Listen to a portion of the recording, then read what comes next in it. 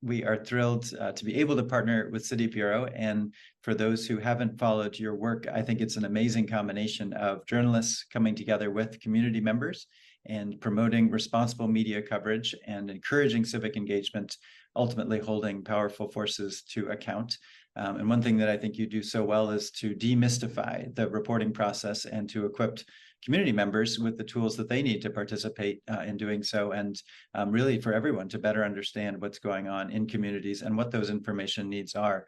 And one of the reasons that we at MacArthur think this is such an important model, and of course we're not alone, our friends at Knight Foundation and elsewhere also think this is a great model, but is that we know you are equipping basically the communities for a more equitable future.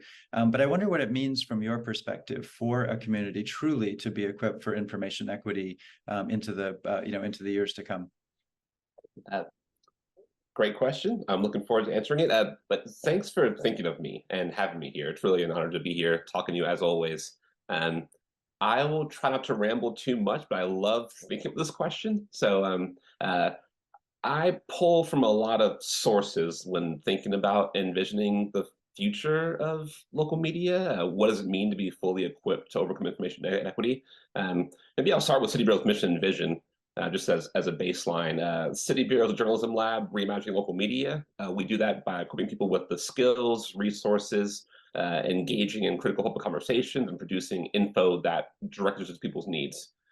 Drawing from our work in Chicago, we aim to equip every community with the tools that it needs to eliminate information equity and to further liberation, justice, and self-determination. But to your question, what does it look like?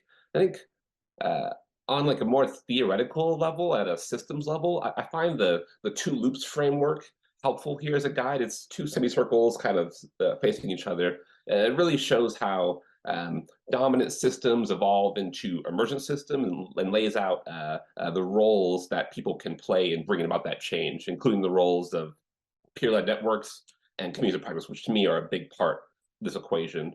So when we talk about what it looks like for a community to be fully equipped to create information equity at the local level on a practical level, I think of people playing active roles in their communities, again, in the two loops framework, as champions, innovators, pioneers, stabilizers, so on, creating the kind of networks that we need to do this kind of change. Think about block club captains leading community block clubs.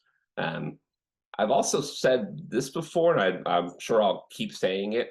I just don't believe that news articles alone will save us at the end of the day. But I do believe in people stepping up to take on the role of like observer with the League of Women Voters, or court watcher with Court Watch NYC, or community correspondent with Final D, or documenter in one of the 9 cities that we currently have sites.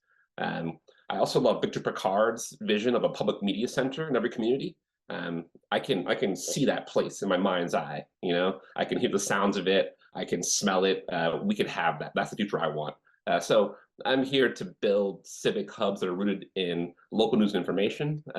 Here to train many more people to commit acts of journalism, and here to open up the field of journalism to include residents working alongside reporters on some of the biggest questions facing our communities.